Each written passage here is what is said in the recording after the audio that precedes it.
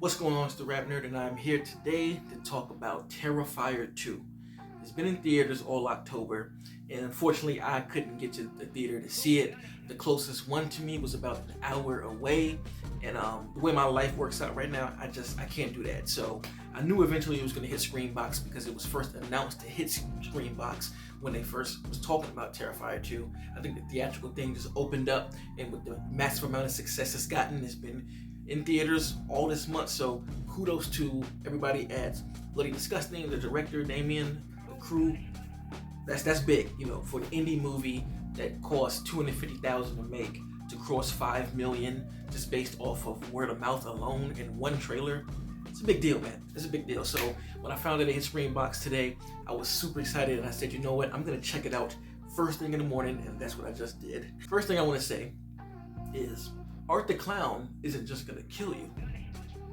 He's gonna kill the shit out of you. Like, he is going to take it to levels that you do not see other slashers take it to. Michael, stab you in the eye, walk away. Jason, pick up a tripod, stab you, walks away. Leatherface picks up a chainsaw, cuts you in half, walks away. Art the Clown throws acid on your face. It's burning, it's burning. You try to put your hand on your face to stop it. He cuts your limb off. Your limb drops. You're yelling. He picks up a 2x4. He beats the shit out of you until you're on the ground. And when you can't move anymore, he puts the 2x4 in your stomach. And when you're going for that, he cuts skin off your knee and rips the skin off. For those who've never seen Art the Clown, this isn't his first appearance. He's been in All Hallows Eve, the first one directed by Damien. He's been in his own solo movie, Terrifier, which came out I think in like 2016, and I saw it when it first came out because I believe Netflix is the one that picked it up first. So I watched it on there. I was like, wow, this is something different. Terrifier 2 is Terrifier 1 on steroids, honestly. Like, this movie was a great time. What I like about it so much is Terrifier 2 is an actual film. Like, it's a complete movie. There are some spots that kind of miss in places, but nonetheless, it's a complete film. It has a story, and there's actual character dynamics. There's great performances. There's all of these different things that go into an actual movie. And the first one, it really wasn't that. It kind of was just a chain of events that's just happening in some small town in New York. You know what I mean? So it was like, if you've never seen the first one, the premise is it's these two girls who are out on Halloween night from after a party. They go to this pizza parlor. Art the Clown is there, and he's just kind of terrorizing the whole little area of where that pizza parlor is, killing people. It's not really a story. He's just kind of chasing down these two girls in particular for whatever reason. So with Terrifier 2, there's a whole ass story, and it's a 2-hour movie, I believe 2 hours and 12 minutes, and it fleshes a lot out. Like, you actually get to know the characters.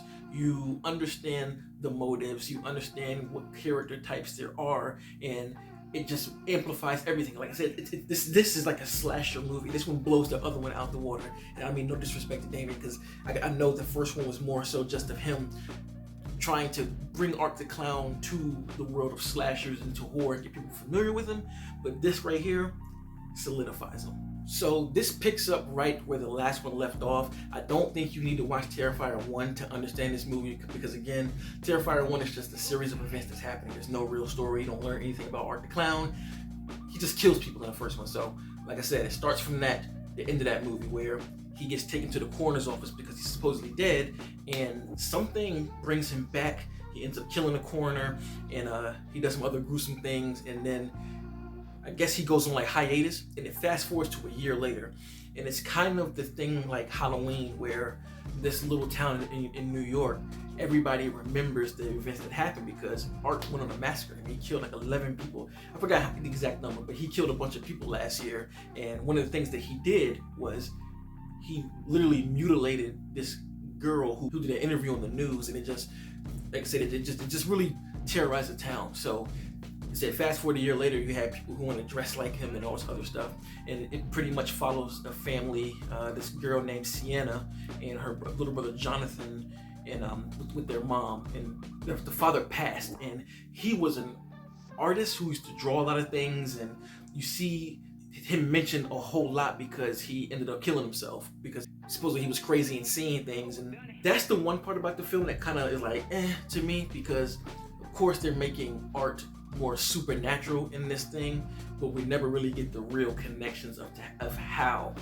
that is. I kind of have an idea about it. You know, it has something to do with, of course, Sienna and Jonathan's father in Art, the clown. I feel like the connection is between them three while Art isn't here, but we don't really get a straight up answer, which I think is fine because it leaves room for a sequel, which I hope they do. I would love to see what Damien can do with an even larger budget, because this was gnarly.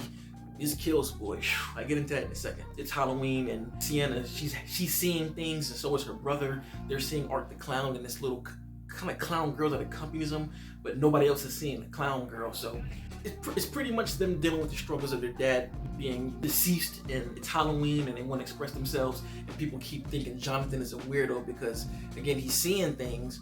He's seeing Art and this little girl, and they're kind of framing him to look like a maniac. So, you know, Sienna's the same way. Her going through what she went through with her father. She's going through trauma, and it's clear that she's on medication, and she's trying to get, you know, get the pieces back together. It's just difficult. So it's Halloween night, and Art again is back and more brutal and vicious than ever. Like, there are some kills in here that literally had me like, and I don't do that. I can definitely see how people were throwing up and all of that, but I guess I'm just a sick pup or something, because while it was violent, it wasn't stuff that I've never seen before. Like, this movie to me is legitimate love letter to 80s horror. Like, in my opinion, I feel like the biggest inspiration to this film is Maniac from, I think, 81 or 82. There's just moments that I'm like, oh, this looks like something right out of Maniac. And Maniac is like ultra violent, ultra gruesome, practical effects, heads exploding, body parts getting chopped off, like, shit's crazy. Like, I'm watching certain sequences, I'm like, that 100% reminds me of that. So I will say, if you do plan on checking it out, just know that this movie is extra violent, it's extra gory. So don't eat nothing while you're watching it. I don't know what your taste level is when it comes to this, you know, kind of violence, but Maniac is probably the closest thing I can think of. It's ultra violent. Like, it surpasses Halloween, it surpasses Friday the 13th, Chainsaw Massacre. It's like up there when it comes to like the ultra violence. But the thing about it is that I do love is the violence isn't just the focus. And like I said, that's what separates it from the first movie. The first movie was just killing, but here there's an actual story being built. There are actual characters you get introduced to, so it happens in spaces. But like I said, Art kills the shit out of people. So you know when he's in a room with somebody, or it's set up to the point where you know he's gonna kill this person, you know it gets taken there. The only gripes that I have, like I said earlier, the link between the supernatural aspects of Art and how that connects to Sienna, the daughter, and her brother. We never really get the real link to it. You know, that's the one I'm still scratching my head out. Like I said, I have my theories that I don't want to say for those who haven't seen it, but you don't get pointed in the direction of what's going on at all. And I think that could be kind of a detriment to a story like this.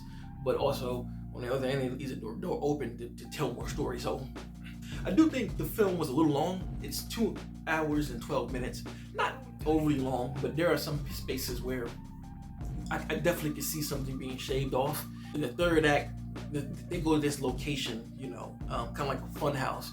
And I feel like a little bit of that could have been shaved off to make it even a clean 2 hours, or maybe a little bit under, pairing that with other sequences that could be shaved down. But all in all, that's probably my only gripe. Like, I really enjoyed it. I could definitely put this in one of my favorite horrors of the year, just because of the sheer nature of being an indie director making something this big and bombastic. Like I said, it's 2 hours, cost $250,000, and they just use every piece of that budget in this film. You can see it, you can see the hard work with all the effects. I love the cinematography of it. I like the color grading that they chose to go with. I love how the contrast is kind of decreased to kind of give this nice, it's like a certain texture and flavor it gives to the image and the color. And I really just enjoy how the movie looks. I think it looks similar to the first one, but you can tell that they have better equipment to make it look even better here. And I enjoyed how that looked. Of course, the score is great. hits when it's supposed to. There are some nice jump scares in here, which is something you don't really get with, well, you get jump scares with slashers, but there are some effective jump scares in this one that I really enjoyed and caught me off guard. And all in all, man, this is a fun ride. It's still Halloween season. It's October. If you have access to Screambox, if you have access to watch it online, give it a watch if you are a horror fan. I think it definitely takes advantage of the Halloween season. It's pumpkins galore, it's costumes galore. You can see the leaves changing color, so it really is the vibe of Halloween and autumn, and definitely think it's worth the watch. This is so inspirational to me as a filmmaker myself, seeing Damien and crew be able to craft something so big on such a shoestring budget. And yeah, I thought it was great, man. I thought it was great. So if you've seen the movie, let me know what you think about it. Did you like it? Did you love it? How do you compare it to the first one? Leave a comment below. And if you like this kind of content, of course, like and subscribe. And until next time, peace. RapNerd Productions, no capping, that's word to mommy.